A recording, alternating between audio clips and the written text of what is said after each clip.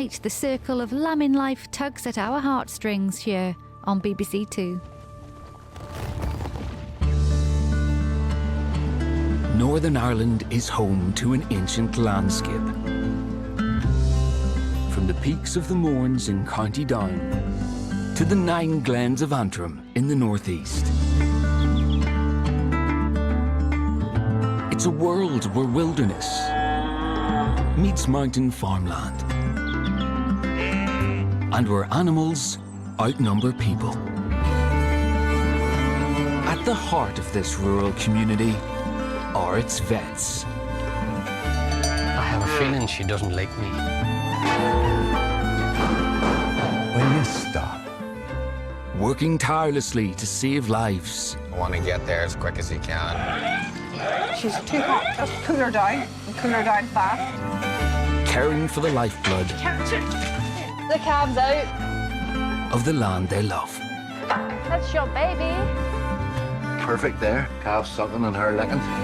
They face difficult decisions every day. This poor alpaca, he's very sick. As fast as you can, please. The odds are stacked against her. Yes, that's better now, isn't it? But the rewards are worth it. My baby! My first hedgehog baby. Would you like some milk? The only thing that's predictable about this job is that it's unpredictable. It's the life of a mountain vet.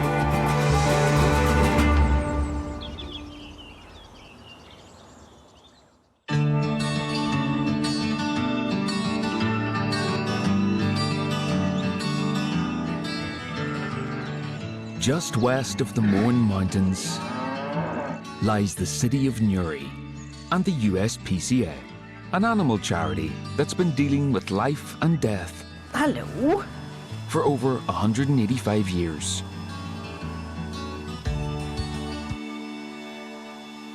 See your lovely little shoppers? Oh my God, I would hate to meet those teeth on a dark night. Or those claws, yes. It's a centre for rehoming stray dogs and cats, What are you? Another wee boy. Aww. a wildlife rescue and animal hospital. These birds of prey, they fight with their beaks and their feet, so you don't really want to meet either. That was a bite. Harry, how am I supposed to give you an injection if you're going to behave like that? For vet Alanna McMorrian, working here was a childhood dream. My uni application, I actually wrote the entire essay based on I want to work at the USPCA. Because I used to watch the RSPCA wildlife rescue programs on TV, and I was like, oh, that's what I want to do. Some days are really hectic, but it's never boring. And I really don't think I could do anything else. I complain about it sometimes, but it only takes like one little puppy coming in and just cuddling them. Like, you're just like, this is why I'm here. Today, it's a much bigger dog waiting to see Alanna. A 3-legged lurcher. And this is Roo, my little kangaroo. She got hit by a car, and then the USPCA did the amputation here, and she was a stray, and then she went out to the kennels for rehoming. That's when Orla and 2-year-old Roo first met. Good girl. And I saw her advertised online, so that's where I got her from. My whole life changed taking her on, but completely for the better. Just company, get you out of the house, get you exploring. Hey, chick. After Roo's accident, her front right leg was amputated, but 6 months later, her stump is developing a problem. It looks like there's some growth in the leg, and it looks like it's coming back. It's bleeding a little bit, so I'm just not sure. So we need the vets here who've done the work to check her out and just see how she's doing. We'll do whatever we can to keep her comfortable. Just because there's a leg missing doesn't mean she doesn't get a loving home. Alanna was part of the team who treated Roo after her accident. Come on ahead. So when did you first notice that there was something going on with the stump? So it has been bleeding for about a week. I kind of just thought she'd skinned it, to be fair, and I've just been keeping it clean. Like, I would regularly just keep touching it and poking it and prodding it to make sure it's not getting painful or anything for her. My gut feeling is that it's not actually growing. It's that because she is actually not using this leg, what happens is that muscle starts to like waste away. Okay. And then it's actually wasted away to the point where like the bone is that was left behind is poking through the muscle. Yes. So what is going to need to happen for her is a second surgery to shorten that bone. Okay. Otherwise, eventually that bone it's going to stretch the skin, or the skin is going to like shrink back up. It's going to stretch to the point where the bone does come through. Then that leads to infection and adds on a whole more list of complications. I'm just going to check nothing's changed since she was last with us. Before they can operate, Alanna must check Rue's heart.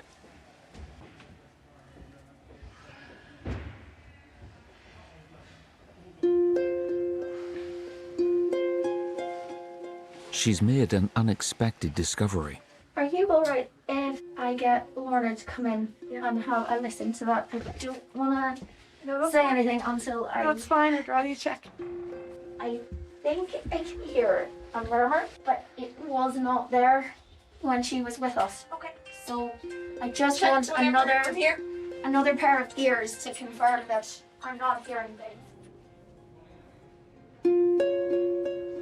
Heart murmurs can be congenital, but develop only later in life, especially in large breed dogs. Hello, sweetheart.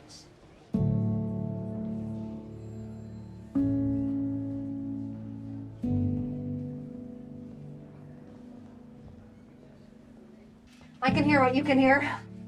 Instead of lub dub, Yes. lub dub, we hear lub sh dub sh lub sh dub sh Okay. lub.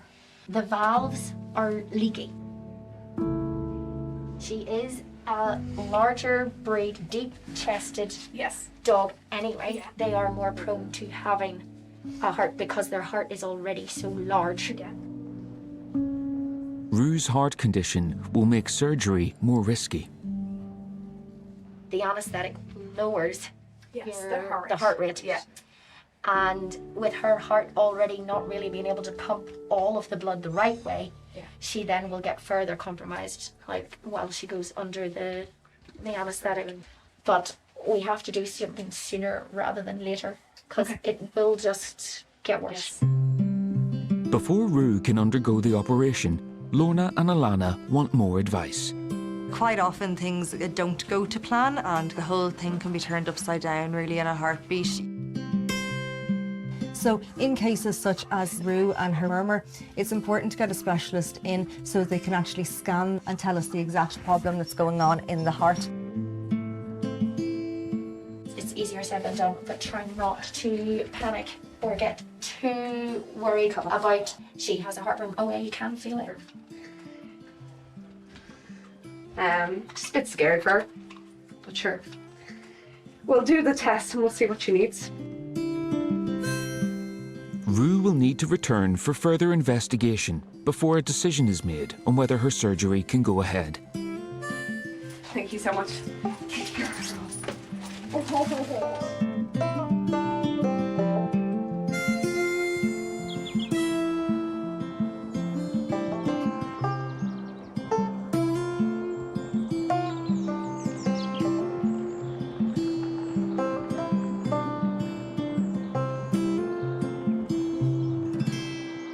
30 miles to the east, right at the foot of the Mourns, is the market town of Castlewellan Good afternoon, Castle Vets Bridget speaking. and the busy practice of Castle Vets. The 35 staff serves every kind of client. See you, big fella, see what's going on with you. Friendly and feisty. Feeble and frail. Oh dear. This brazen's really liberated. Oh, fine. Aidan Yo has arrived in at the back. The team of 12 vets treats over 250 pets and livestock at the clinic every week. Right, lads, good luck. Vet Aidan O'Hare has worked at Castle for over 20 years. So you're sore, aren't you? He joined straight from college and is now a partner in the practice. Awful good patient. Oh, he's a great retailer. Being a vet, I love it all. The magicness of doing surgery, the reward that you accomplish something in that moment. And sometimes maybe a year later, a farmer will say to you, "Do you remember that cow?" I said, "Nope." But maybe it's a cow you hadn't used and you're dead only for you. In that wee moment, that reward is the best thing. So nothing serious going on there, and the wee dye test was negative. Any trouble there, give me a shout. Thank you very much. Oh, good God. Bye.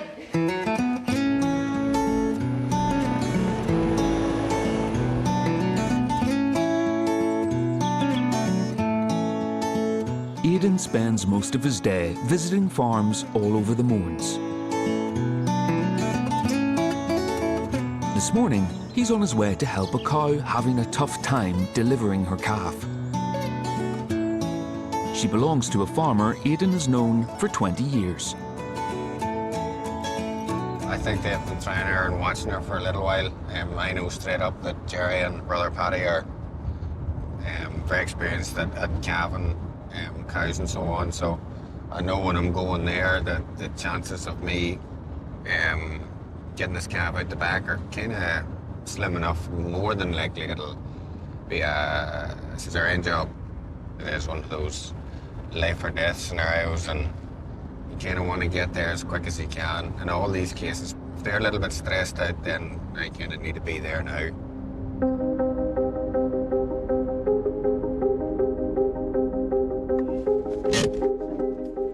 The farm is owned by brothers Jerry and Paddy. You all right, Paddy? The cow has already been in labour for 2 hours.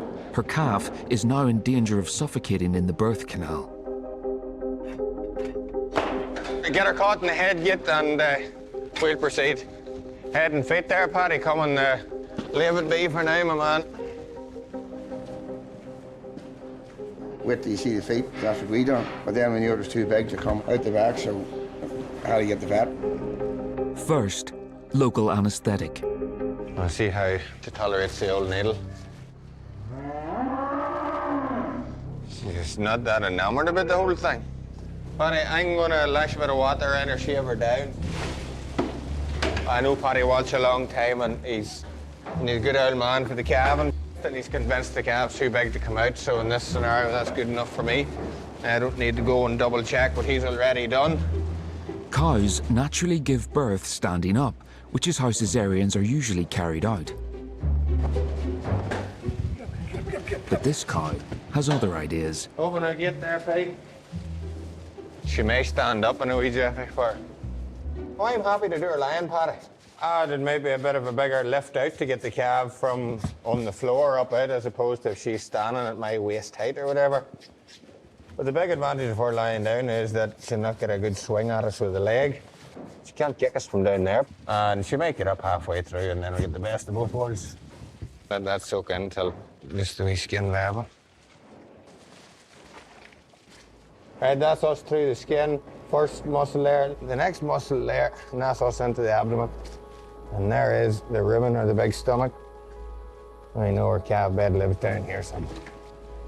Especially with the calf's back legs, I have it, but the gravity turns out not to be my friend today.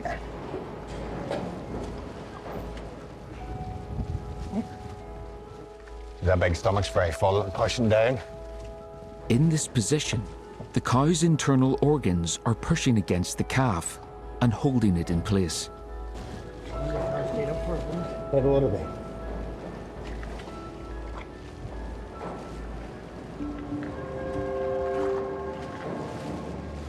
Time to leave the house. Move your cabin ropes. Up and over my way.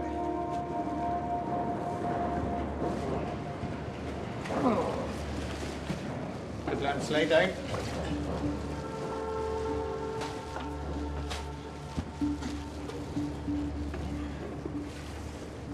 Cold water shocks him and gets the heart going.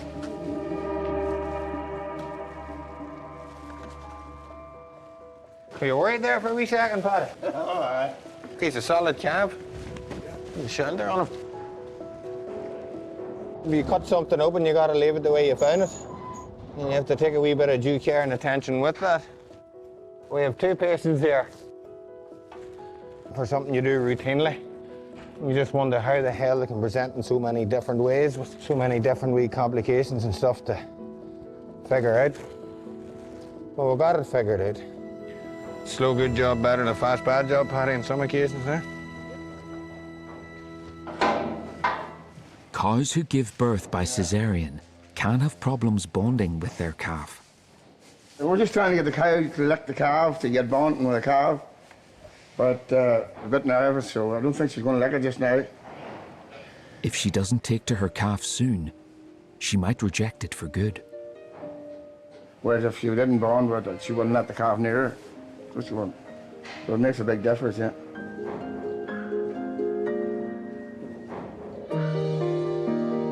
She's going to take it all right, yeah. Now she's licking it now. That's as good as she'll get. That's dead on, yeah. That's a happy end so far, yeah. Well, you don't know that with farming. It could go any road. It's not as easy as that. At the minute, there's a happy ending anyway, yeah. Thank God that went well. Delighted to get that one out and alive. But there's a bit of an old wrestle and a fight to get the calf into the appropriate position. But cow and calf living and well, bond, farmer happy, smiling, and job's a good one, basically, top notch. All right, Jerry. Thank you very much. I suppose you wish you could say it was a pleasure, what? Well, it was what it was. Yeah. Good luck, man. Yeah.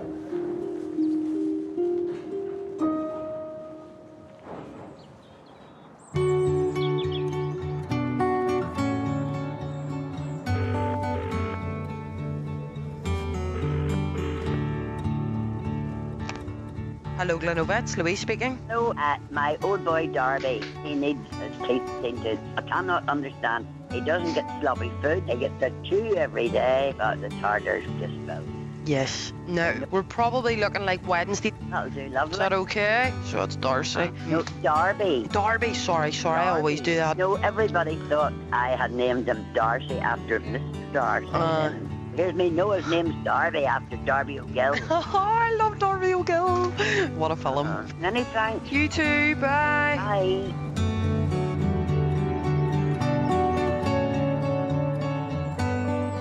At the USPCA, vet Lorna Gibbs has recently had an important family celebration. This is my dog Coco. She turned 4 on Sunday with her birthday cake that I made with all dog-friendly ingredients, and a couple of her presents that were wrapped up as well because she loves to open them. It's a purple duck. My partner Andrew gets far less for his birthday, unfortunately, than the dog does. All right, darling. Look at you. Let's have a look at you. Lorna has only recently joined the USPCA team. You are a very feisty pitch. But it's very rewarding here because we get to treat and see a lot of stray animals, sick, injured animals, and the wildlife then as well. Oh, that is not a nice injury. Come on, let's go. Rue, the 3-legged lurcher, was a stray until Orla rehomed her 3 months ago. Good girl. Now Rue is back to see the cardiac specialist. Rue, sit. Good girl. To see if her heart is strong enough to undergo essential surgery on her stump.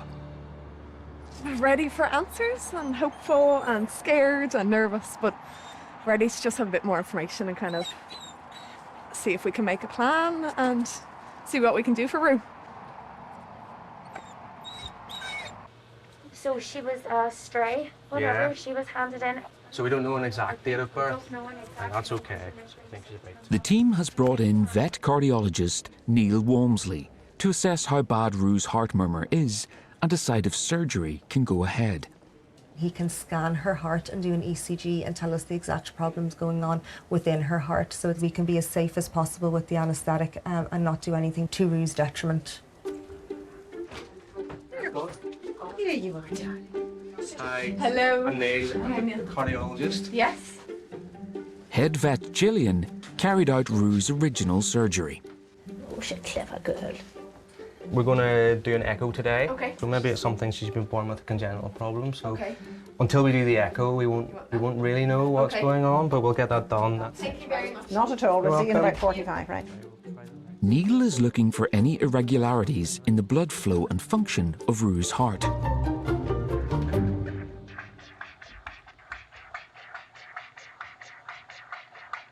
This is all the leak now through that valve. The leak in our mitral valve. So there's quite a lot of it. It's not good news. Yeah. It's not great, is it? No. Rue's heart condition threatens more than just the operation on her leg. That's the telling image, you know. She's got mitral valve leak, and she's likely to go into left-sided congestive heart failure at some point, unfortunately. We know that the valve's closed. It shouldn't be allowing any backflow through there, but it is. What that's causing is this chamber to get bigger, and ultimately what that will cause is build up of fluid in her lungs. So the good thing is it's not painful, but it is as significant as being diagnosed with a terminal cancer or something, because she will die from this.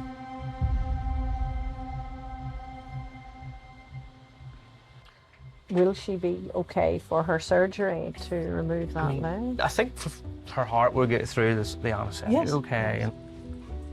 While the surgery can go ahead, there are more serious implications, and head vet Gillian must break the sad news to Orla. So she has a cardiac problem that is going to deteriorate no matter what we do. Yeah. And she has a leg that has to be dealt with. Yeah. So we can deal with the leg. Yeah. The heartbreaking part for you is you do not have a long-lived dog. You are not going to have her for a prolonged period of time. Yeah. Absolute worst case scenario, 18 months. What we'll do is we're going to get an appointment for the surgery, but I'm not worried about the anaesthetic or the surgery. There you go. Thank you. Okay, all the best. Despite the bad prognosis for Rue, Orla is determined to look on the bright side. The fact that they're giving her a chance to even do the surgery is, for me, that's best case scenario. She's already fought so hard to get where she is. There's obviously still risks, and I'm aware of those risks, but she's getting her chance to go again. Rue will have her surgery in 5 days. Good girl. Best girl. Got good teeth, so we're young. At the USPCA, the vets never know what animals will need their care next. It's great fun when different things come in, but we're very lucky in that we see iguanas, snakes, rats, guinea pigs, hamsters. I'm just looking for a measuring jug, and I'm not finding it. There it is. Right. Today, head vet Gillian has a very small patient. What did you do with that water? We mustn't throw that out because we're going to put the fish in that to revive. A lion-headed goldfish that's no longer able to swim. The owner has been in contact with a fish expert who offered various treatments for swim bladder problems and suggested that draining the swim bladder might make life easier for the fish. A swim bladder is an organ that fish can inflate and deflate to control their buoyancy. If it's not working, they sink. The telltale signs are abnormal swimming. So the fish is swimming like that on its side. But my concern is that we're not dealing with a swim bladder problem at all, that we're dealing with a tumour. To know for sure, Gillian needs to anaesthetise the fish and then examine it. I'm measuring out the water.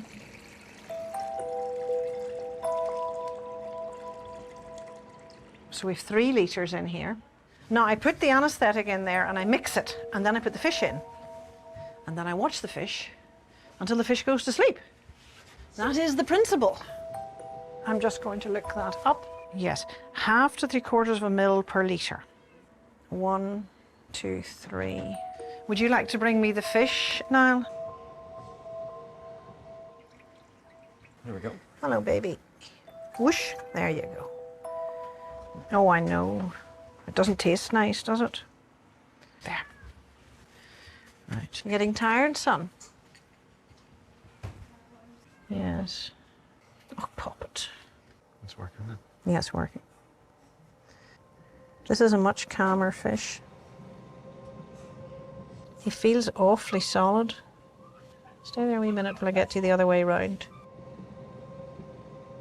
What I'm going to do is palpate the beastie very carefully to see if I can feel any hardness, any swellings that I wouldn't be expecting to find. And I can also put a needle in and see if I get fluid out or air out. No, that was just a vacuum. No, I'm going to have to put it into fresh water. Just a minute, sweetheart.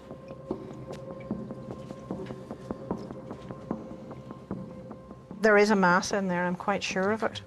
It is completely solid all the way through. The tumour is so large, Gillian only has one option. So I suppose in many ways I should just euthanize the fish.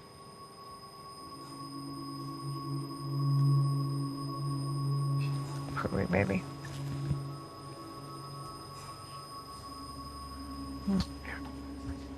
Poor wee sausage. No, that's very disappointing. It's not the only unusual case Gillian has dealt with in her 40-year career. I suppose I discovered that people were asking me to look at things that I didn't really know anything about. So I made it my business to go on several educational courses for veterinarians. And then I did specialist work in exotics. And I've never lost the tremendous interest and privilege of working with weird and wonderful creatures. Hello, how are you?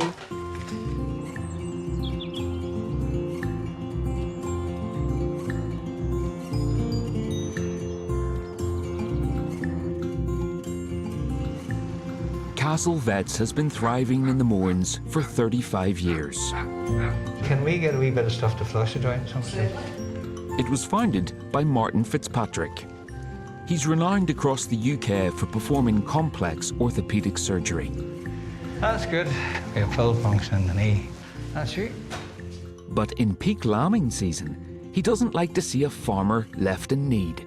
So Martin is always ready to turn his hand to delivering newborns. Okay, we're ready for business now. This goes good. During springtime, each vet assists in over 200 births. Martin's next case is on its way. Just got a phone call there. There's a sheep coming in with a prolapsed womb.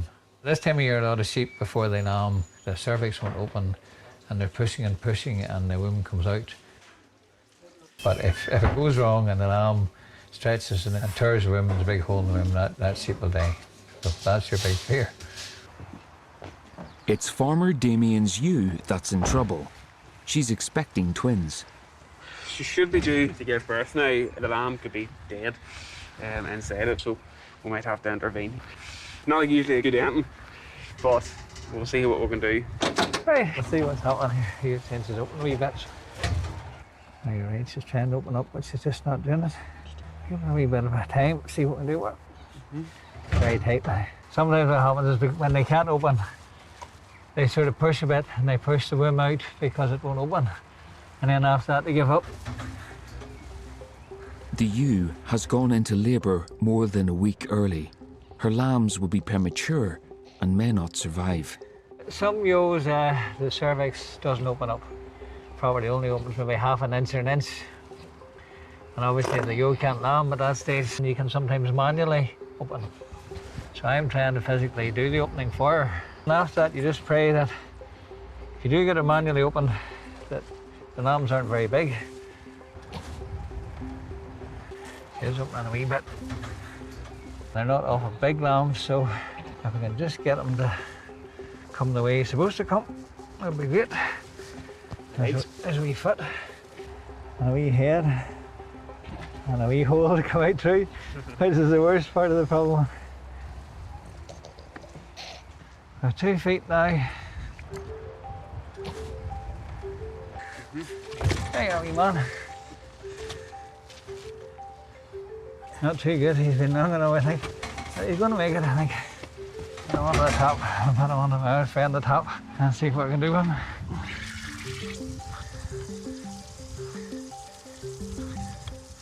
There's shocks are breathing in the face. They're not breathing inside the mummy, so they have to start their own breathing. He's been just at it too long, and he's been drinking fluid, you see. Is he making it? Oh, wee fella. No, I don't think he's gonna. I think we'll go and look for his friend just in case. No, I think we're not gonna win here. What wee thing, eh? The lamb hasn't made it. Now Martin has to turn to its twin, which is still inside the ewe. There's 2 lambs, and if there's a better chance of the other one living, the quicker we get him out, the better for him. You know, it's a matter of going for the other one now. Come on, here.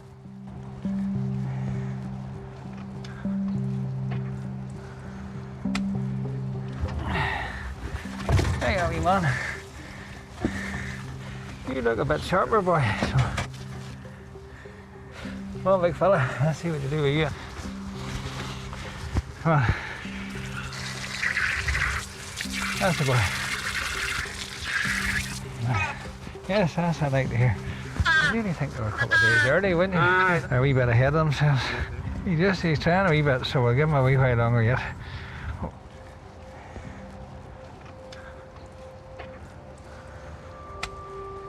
That wee heart's trying, like we just can't do it.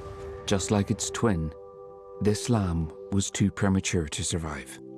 That lamb, when he comes out, he just, you know, looking at him, he probably wasn't due for another few days. His lungs aren't properly formed. So they give a couple of gasps, but their breathing system just can't get going. It just can't do it. And that's what's happened. As if you had done this cesarean there, you had the same result. Yeah. And she'd went through a lot more. Them lambs are going to die inside her, so she's going to be worse again. We could have lost her. We've still got a ewe in good condition. They're quite maternal animals, so we might have to go and try and adopt another lamb onto this in here just to give her something to look after, and it makes sense too. Well, it owns them very disappointing to have go home with that, you know. But not better if you had 2 lambs. You know, that's the important thing about it. I hate to see that. That's why you try and save them. If you've been at sheep any amount of time, this is going to happen. You know, and younger or older, once you get one spring over you, you've figured it out very quick, I can tell you. And when you get 1 or 2 more springs over you, you're wiser. No, I think we're done and dusted.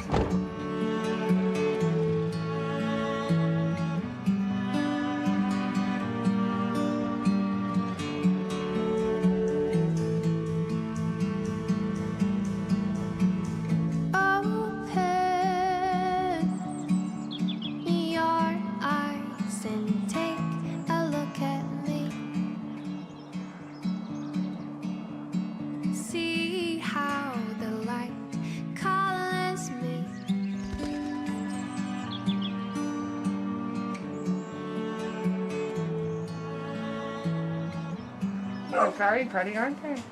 At the USPCA, But they're very cute, aren't you? a family of hatchlings have been dropped off after being found badly injured.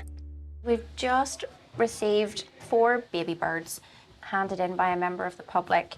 Unfortunately, they were attacked by a magpie, and they found 4 little bodies beside the remaining live 4. And the fact that they are so young, without their mum to feed them, they wouldn't be able to survive.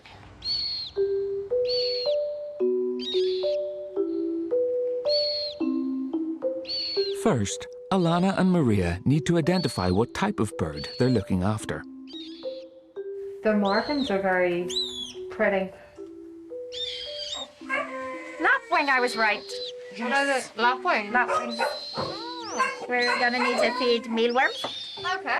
Get little tweezers and... Lovely job. That's great. There's a job for me now. And lovely job. Thank you, folks. Lapwings are native to the Mournes. Over the last 40 years, however, breeding numbers have dropped by half, mainly through loss of habitat. But this family has been preyed on by a magpie. It's very common for magpies to attack baby birds. They're very vicious in their attacks. Their beaks are very sharp, and we're going to try and do our best to save these ones. With no mum to nurse them, It's now down to Alanna. Beautiful, aren't you? They are so young, they need a little bit of help to try and learn how to feed themselves. And if they were just left there, they could have actually just starved. There we go. So just what I'm trying to do at the moment is put water onto its tongue and let it voluntarily take it in, as opposed to trying to syringe anything into it, because you can go into the lungs very easily. Unfortunately, I think this one has received some head trauma from the magpie attack, which might be why it's a little bit on the weak side. Things sort of come to light over the course of about 24, 48 hours. And unfortunately, with the baby birds being so delicate and their bones being so fragile and their skin being so thin, what we think is no damage, the adrenaline is keeping them going and they're all in like shock. After that wears off, then their bodies can't cope. When I first came in, he was literally just lying flat. And his eyes have now opened when they were very heavy and closed before, and he was able to swallow some of that water. Oh, and he's lifting himself up now and giving himself a shake. He's a little bit on the happier side. He's standing now, and I got him to swallow water voluntarily. I think the heat. So is this was the one that was literally flat when I came in. Yeah. Look at the wee wings going up and I down. know. Ridiculous. Magpies are horrible. Yeah. When I had doves, they used to raid the dovecot and pull the babies out. They're so tiny and their metabolism is so fast. I only need literally like a couple of drops, and that's them hydrated for about 20 minutes and then do it again. Alanna will have to stick to this routine for the next 24 hours. I will be taking them home to hand feed them overnight and monitor and make sure that no other injuries come to light.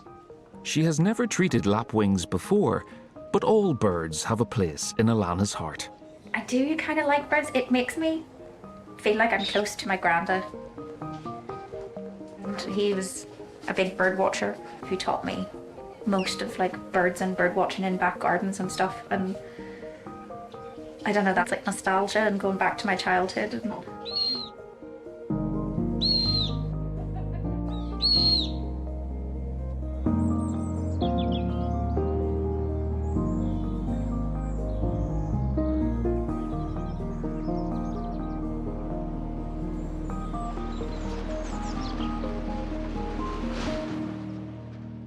In Castlewellan, Just everybody head out for a minute, please. Next priority is your fluids. there's an emergency. And as fast as you can, please. Vet Aidan is in the X-ray room with 11-year-old border collie Ellie. She's just been brought in by her owner. Just a wee doggy to do a tummy x-ray on because she may have eaten a piece of Werner's fleece.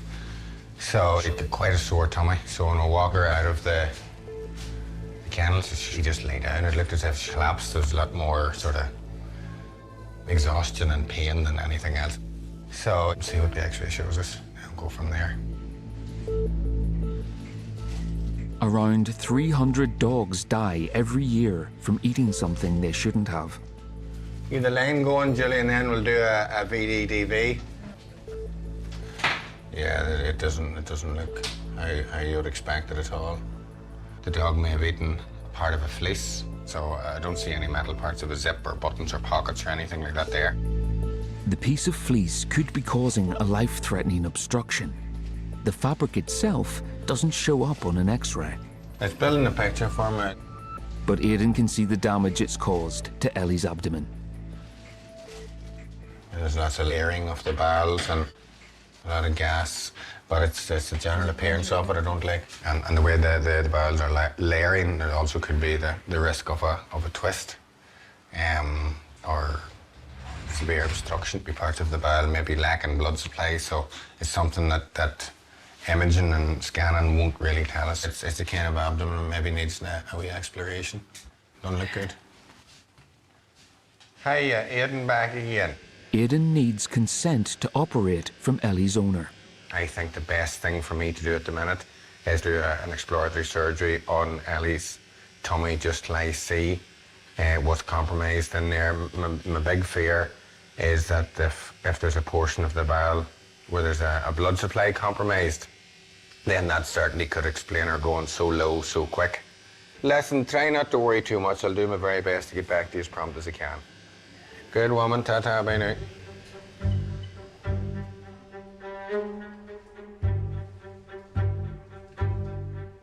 All ready? Happy out? Yeah, hooked up. It's nearly 48 hours since Ellie ate the piece of clothing. It's acutely serious instance. An acute abdomen is one that needs attended to as soon as possible. Right, Julie, shall I scrub? Yes, please. Nurses Julie and Lucy are assisting. Right, am I good to go? Yes. This is the first incision. Do you want to table open? No, we're okay for now, thanks. Oh dear. Them bowels is purple instead of pink. So there's no blood supply to them bowels. Oh, that's what I was afraid of.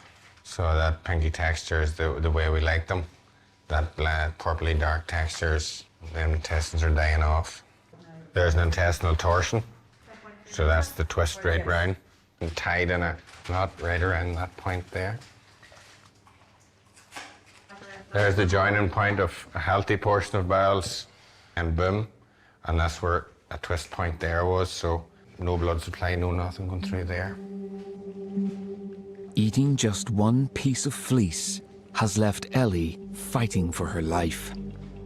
Well, I would imagine it was eating this fleece and the abnormal contractions of the bowel, trying to deal with it, has caused the flip of the bowel. And that piece of the bowel's gone. That's dead. That's absorbing toxins into the bloodstream and making our dog very sick. And you're on death's door. Time is critical. To give Ellie any chance, there is only one option. Remove the dead bowel. We've basically removed about 60 to 70% of the large bowel. So hopefully we've left a bit of healthy bowel behind and removed all the unhealthy bowel. I would imagine that the remaining tissue will work harder to compensate for the missing tissue. So we see that quite often in the natural world. If one kidney stops function or we remove a kidney, then the other kidney will get bigger, like a muscle, work harder and get bigger and stronger to compensate for the other kidney coming out, and the bowel the same. The body's amazing. So yeah, she could have digestive dysfunction, she could have trouble with diarrhea. I still think there's enough of the large bowel there to function normally. But if we have to tackle that question, that means you're still with us, which means mission accomplished. So we could be laying our last stitch right now, if everything goes well. I still haven't found the fleece, or part thereof. With the damaged bowel removed, Aidan needs to make sure the fleece won't cause further problems. Just examining their stomach right through to the bottom end of the bowel, and there still could be that bit of fleece in there. It would feel like a piece of fleecy poo. So it's right there. It has passed through into the rectum. So she'll put it out in the next day or two, but I'm not taking it out. Yeah. We're closing up.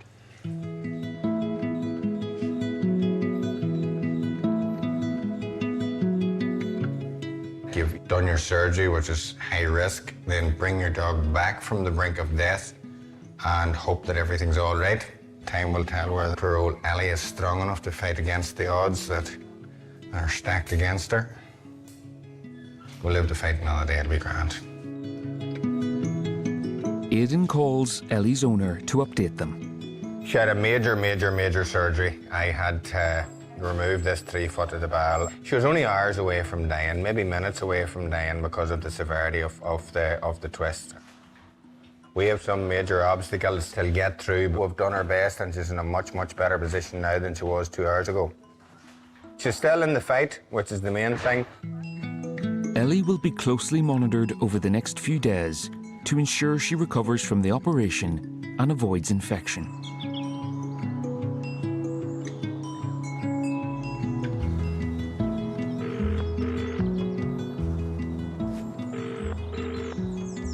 Hello, Glen Vets. Louise speaking. Yeah, hi there. I have 2 kids, a brother and sister. He's booked in next Thursday to be neutered, but she this morning has started presenting herself to him. And I'm wondering if there's something I can do. She's what, sorry? Starting to present herself to him. Oh. Yeah. Yeah. The only real thing to do is to keep them separate. Oh, I know. She's normally quite timid, but this morning she's walking around like Lady Mutt. So Bert, he's coming in next Thursday. And is she Gert? She is, yeah. Yeah, so look, bring the two of them up that morning and we'll get the two of them done on that day. Okay, that's brilliant. Thank you very much. You're welcome. Cheers now, bye.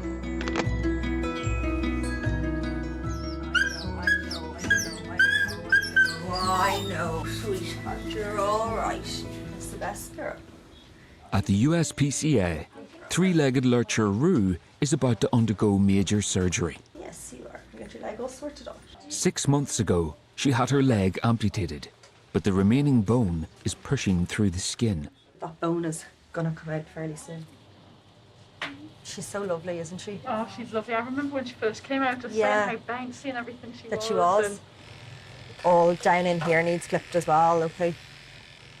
Vet Lorna is planning an ambitious surgery. This dog had a break at the level of the elbow and the leg was amputated mid-humerus. In some dogs, especially dogs that are quite slightly built and don't have a lot of padding, the bone can end up protruding through, which is what's happened in Rue's case. So today I'm going to take off the shoulder blade as well. It's all attached by muscle, there's no bone to go through, but it's still quite painful. The big operation is a huge pressure on the team and on Rue. Rue also has a heart condition as well, so we've had to modify our anaesthetic medication because of that. So we'll be going nice and quickly, if possible, for this operation and to get her in and get her out off the table as soon as we possibly can. But it just depends, we have to just see how the operation goes.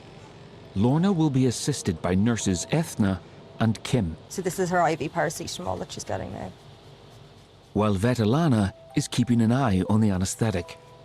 Just checking her femoral pulse and checking that it's in line with her heart. They're strong and synchronous. So that's telling us that her heart is pumping blood around the body well.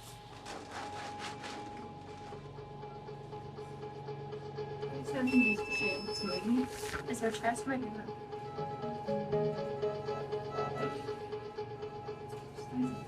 That's grand. All right. Yeah, no problem. Happy enough? No. Maybe. No. You just said half a mil, yeah? Yeah, please. Thanks, Nella. We'll just do it in half-mil increments. So basically what I do is go down there and then try and get the muscle off this side and then go the other side and try and get the muscle off it. Lorna needs to preserve as much muscle as possible whilst cutting through tissue to reach the bone. It's kind of like you just kind of try and peel the muscles away and then like pop the shoulder blade out. It's one side for each. What's her heart rate? Do you want me to stop, guys? No, we're good. Doing? I've given her a breath and her SpO2 levels are good. Really done. Lorna has successfully removed Rue's shoulder blade. That's great. That's off nicely and I've loads of muscle left here to get her back together. Can I get some cat foot, please? She's now sewing together the remaining layers of muscle to create padding around where the shoulder blade has been removed. So off-putting that her heart is like beating like mad just there. Oh. It's worth taking your time doing this bit and trying to get it knit back together as best as you can. Lovely. That came together quite nicely, actually. Right, let's get her all cleaned up.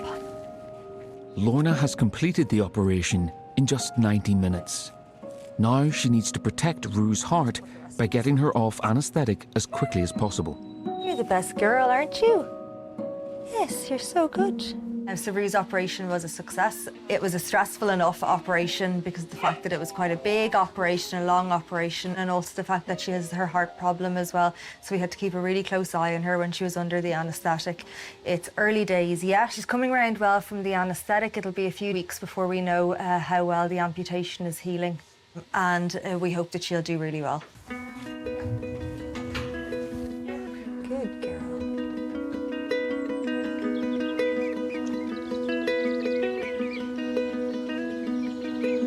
It's 5 a.m.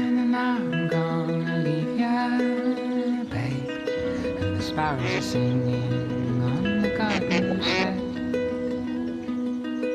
Seems nothing's understood in this life, but the time it takes on.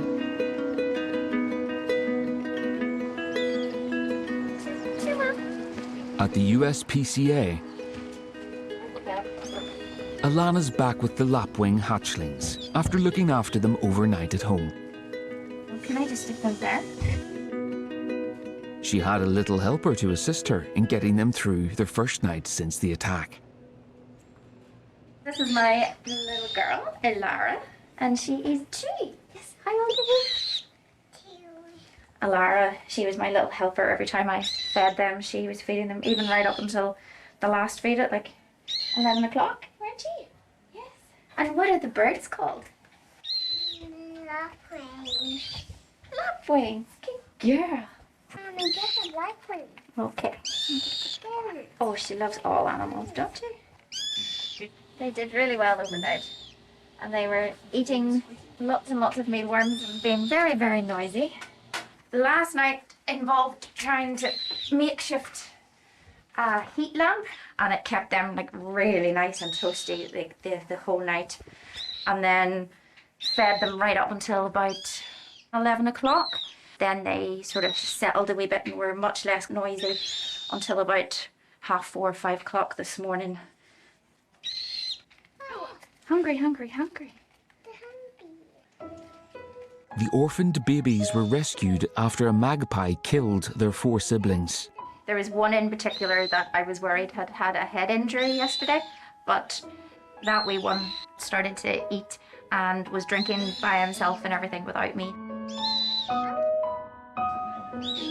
Now the hatchling's condition is no longer critical. Alanna can hand them to an expert. There's not a lot of people who would be very sort of specialist in looking after, you know, these birds. I have no experience with lapwings whatsoever. And in order to reintegrate them back into the wild, they're going to be transferred to the WRI Wildlife Rehab in Ireland.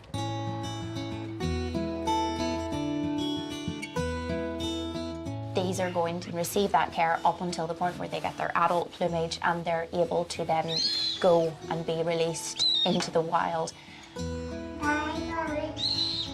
Just hope for the best and hope that they get to be released one day.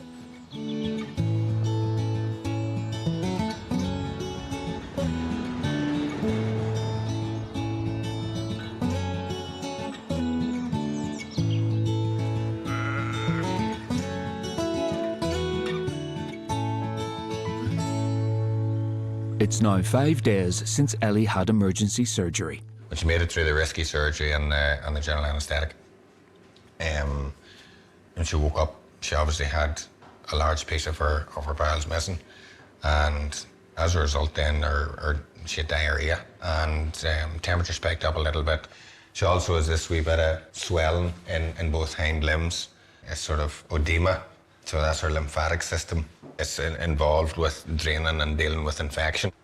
The swollen limbs aren't Ellie's only problem. We discovered that she has a condition called peritonitis, which is infection in and around the bowels, and that's heartbreaking. Most often, peritonitis is due to a leakage of some sort of material within the abdomen, within the belly. We are dealing with the large bowel, which is the bit where the feces are formed, so there's obvious risk of contamination. What we're going to do now is keep her in overnight and see what tomorrow brings for Ellie.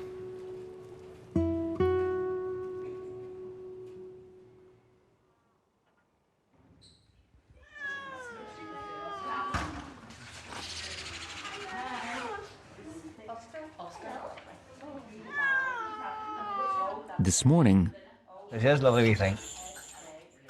head vet Martin is assessing Ellie's condition. Ellie's, you know, she's down on it and she's not going forward. We have an option to go in again surgically.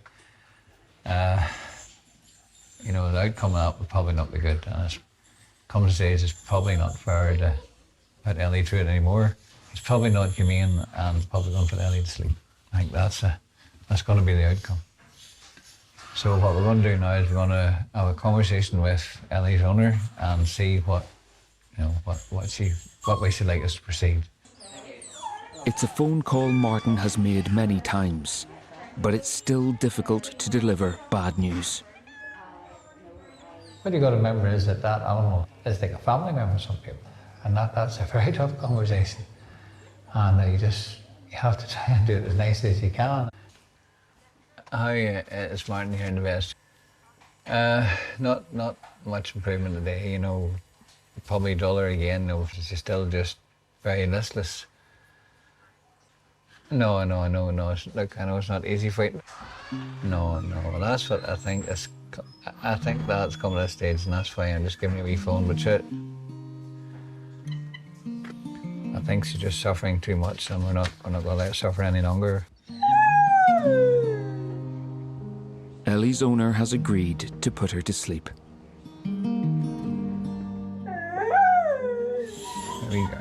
Here we go.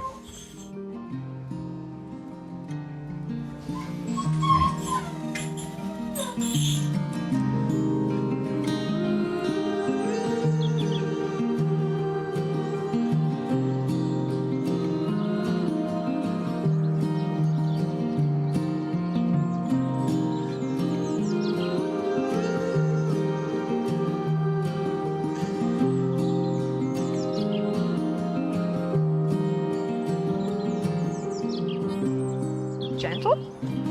Good girl.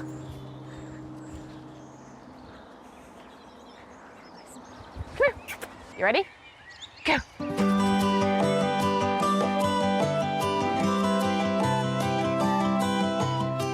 It's nearly 3 months since Rue had her operation. Rue is back to being Rue. She's her cheeky, mischievous self. She is looking for fun and trouble always. She is just as mobile as she was. She's just so happy. When Rue first had the shoulder taken out, that shake that she does there, she wasn't able to do. She would try and then she'd fall over. And actually when she started doing that shake again, I knew she was better. It took her about 4 weeks to get the full body shake going now.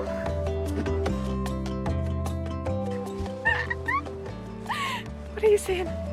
Let's go. I'm obsessed with her. She's gorgeous. And I'm really lucky to have her. And now I got 12 to 18 months or however long, hopefully longer. And we'll make the most of it.